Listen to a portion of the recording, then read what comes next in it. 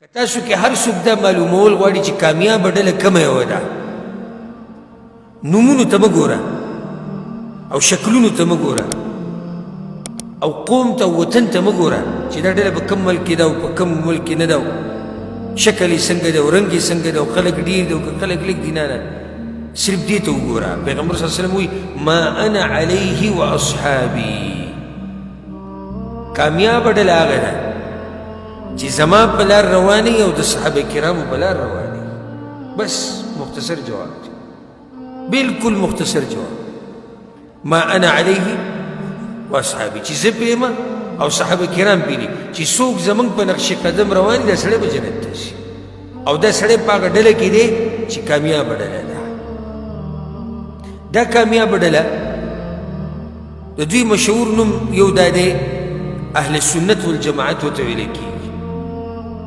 اگر که زموږ په ملک کې دا نوم د قبر پرستو پې قبضه اچولې ده.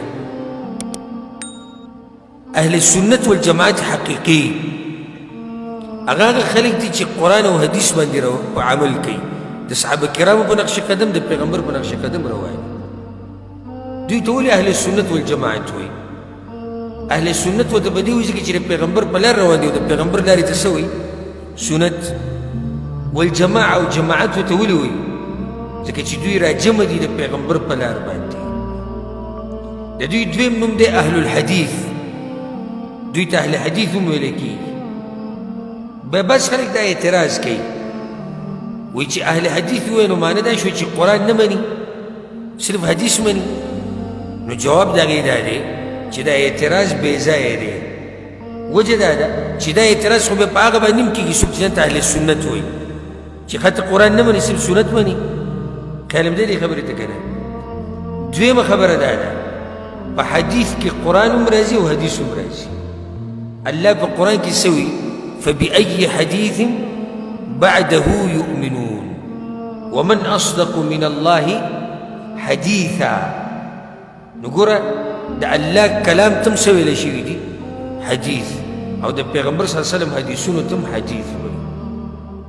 نو دا فرقه چې کومه ده دا کامیابه فرقه د دوی مشهور نمونه یو څه دی اهل سنت والجماعت، دوی ته اهل حدیث هم ویل کېږي، دوی ته اهل الاثر هم ویل کېږي. بعضو ملکونو کې دا په اهل الاثر مشهور او اثر هم دغه د حدیث او سنت او دې ته نږدې. دوی ته سلفیان هم ویل کېږي. سلفیان ورته ولې وایي؟ ځکه چې دوی د سلفو په نقش قدم روان دي. او سلف څوک دي؟ صحابه کرام، تابعین، تبع تابعین، دا سلف دي. نو د دوی په لار چې روان دي نو هغه ته څه ویلی کېږي؟ هغه ته سلفي ویلی کېږي. هغه ته څه ویلی کېږي؟ سلفي. نو دا د دوی یو څو مشهور نومونه دي. بس خلک